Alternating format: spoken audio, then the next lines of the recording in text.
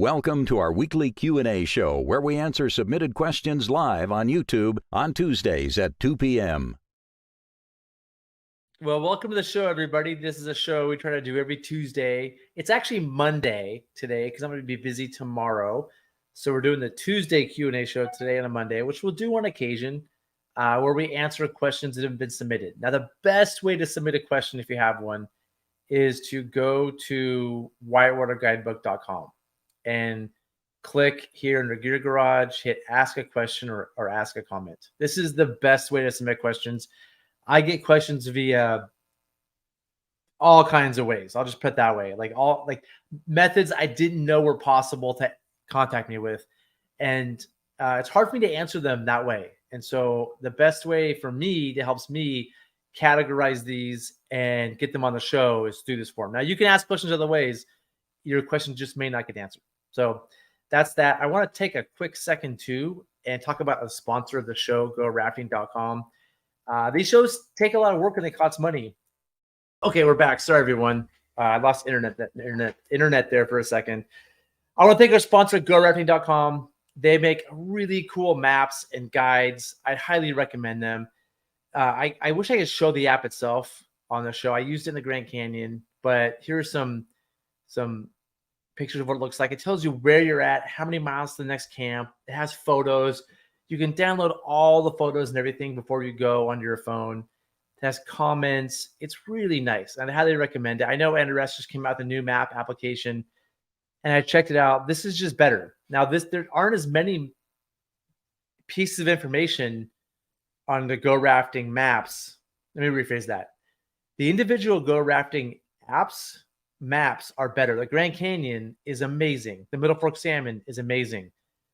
The one that NRS has more individual locations. So it has like the Hood River, for example, but just a few of the rapids.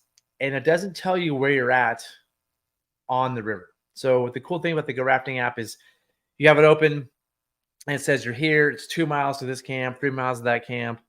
It's wonderful. So I highly recommend the GoRafting.com app, or it's not an app. It's actually part of, sorry, I'm describing this horribly.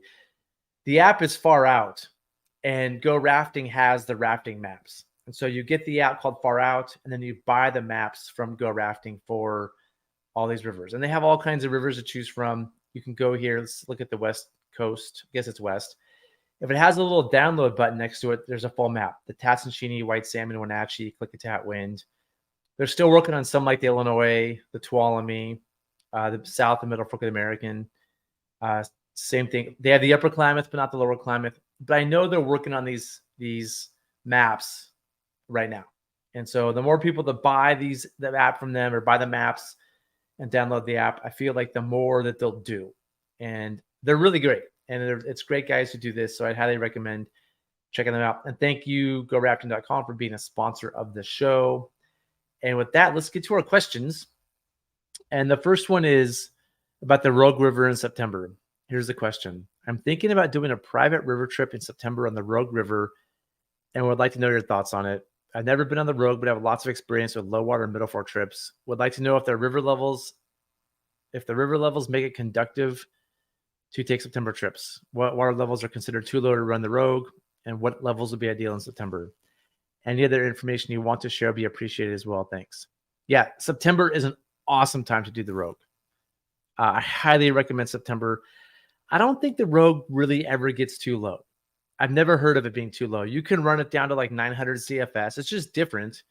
The Rogue is dam controlled, so it's generally in this like 1,000 to 5,000 CFS range. It's good at all these different levels, and it's just different. It drops throughout the summer, so it's generally higher in June, generally lower in the summer, but not that much. It's pretty consistent as a multi-day trip goes. It's not like the Middle Fork that's like 6 feet in June, which is kind of scary, and 1.9 in August, which is really hard. It's always in like a nice level. So I really personally, I never worry about flows in the Rogue. And I'm an outfitter. We run trips there. We're running 2 trips a week on the Rogue all summer long. I have not checked the levels all summer. That's just how little it affects the Rogue, in my opinion. September is great. Most of the commercial trips out there are fishing and they're staying in lodges.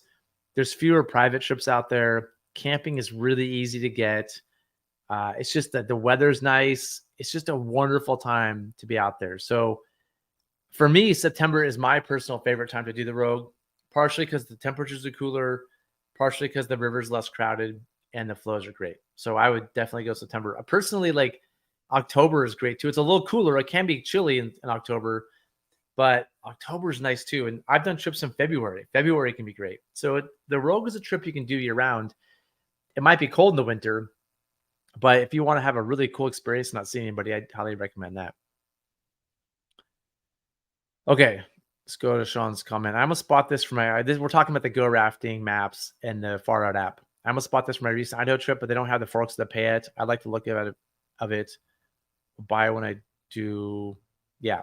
Yep. They don't have the pay it. They're slowly adding these. I think the one thing I like about the Far Out app is when they put a map out that they sell, it's really good. They could put out an Illinois map right now, I'm sure. I'm pretty sure they have some data, but I don't think they're willing to put out something that's not that good.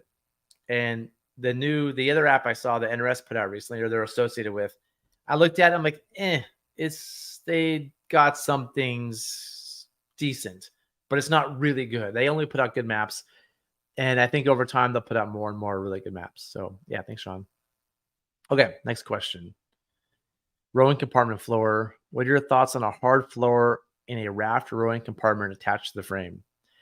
Yeah, we run those a lot. And so what this is I'm guessing is where you stand in the raft. Like if you're sitting on a cooler, for example, and have a box in front of you, there's this area where your feet hang where you can just step on the raft floor, which I've done a bunch and it works great. I'm fine with that. But some people hang a hard floor there so they can rig things in, right? You can rig in maybe a groover next to you or rocket box next to you. And so having a hard floor there is nice to put things on in terms of rigging. Also, some people want to stand on a hard floor. I don't care. I'm fine with a soft floor. It doesn't matter to me.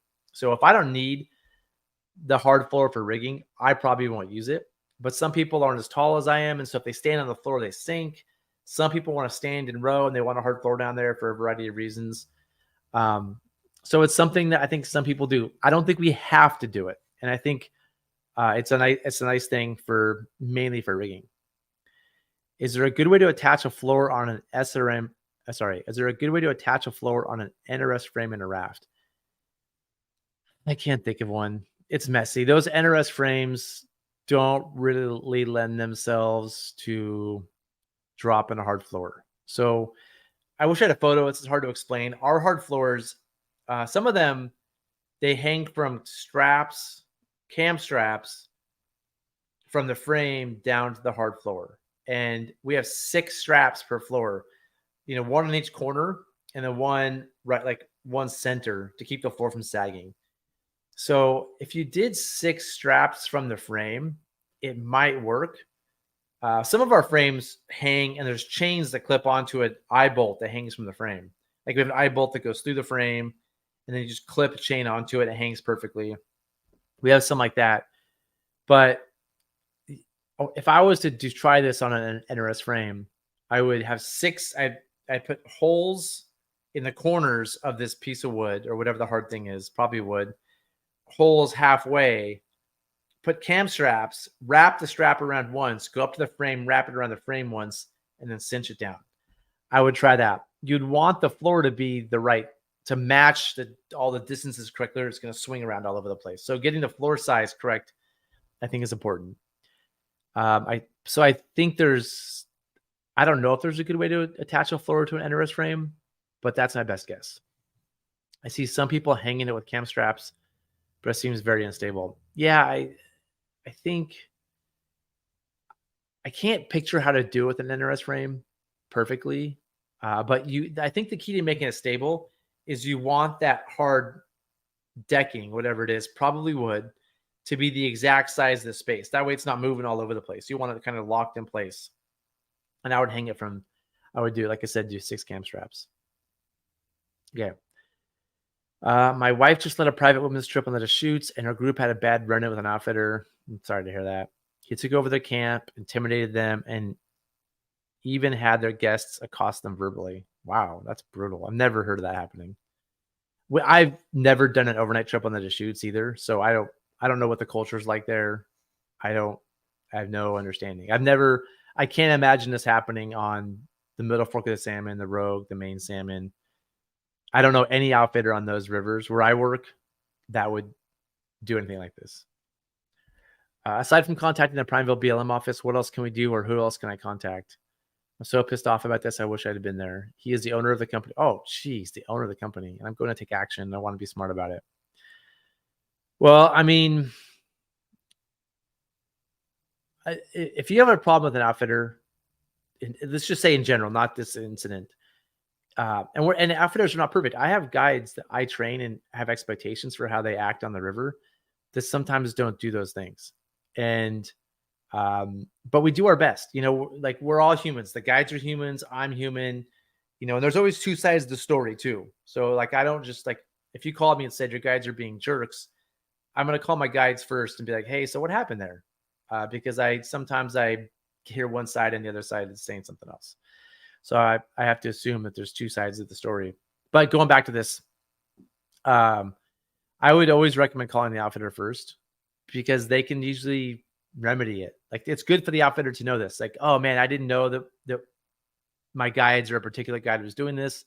I promise you I'll take care of it.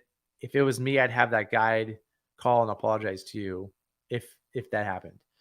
And so again, we're not perfect. We make mistakes, but know that at least with me, our intentions are to be great partners on the river and share camps and be polite. That's our goals now as a company. I think most companies I know are like that. This sounds like it's not the case. So what can you do when this happens? I think calling the Prineville BLM. That's what you do. I don't think this is against the law that I know of. It might be against the permit. Like, there might be some code of ethics. I know that the Oregon State Marine Board, I would also, if you're really upset, call the Oregon State Marine Board, because we get licensed by the state of Oregon. We have a code of ethics that we agree to when we become members of the Oregon State Marine Board. And yeah, I call the BLM and see what happens. I don't know what else to do, but that sucks. I'm sorry. And unfortunately, like, this happens. We've had this discussion a few weeks ago about private and commercial. I just want to take this second to reiterate. Yeah, this is from the story we're hearing. Again, I have to hear both sides before I'm going to make judgment, because there's always two sides of these stories. From the story we're hearing, this is a bummer. And this is an example of a commercial company not behaving respectfully towards private boaters. But I can tell you, I had a trip last week where a private group was disrespectful and inappropriate to my guides and our guests. And so there's also private groups that do the same thing to commercial outfitters. The difference is, as a commercial outfitter, I have nobody to call when a private group does that. I can't call somebody. I can't tell on them. I have no recourse. I just have to deal with it. We just have to take it. You have a recourse, because the outfitters, we're licensed by the state of Oregon, and we're licensed we have permits from the BLM. And I know that on the Deschutes, there's a few different agencies. So you have someone to sort of make a complaint with. But I would say, yeah, that's not great behavior. So I'm sorry your wife had to deal with that. Okay, well, that's it for questions. Thanks everybody for joining. I want to thank our sponsor, GoRafting.com. Thank all the people who are members. If you have a second, hit the like button. If you thought this was good, if you think it's bad, hit the unlike button. And yeah, I'm going to do on Friday at 2:00, do a members only show again. And next week, I think I can do it. I will not do a Q&A show next week, because I'll be on the river. So the next Q&A show will probably be in a couple of weeks. So thanks for joining, and see you all next time.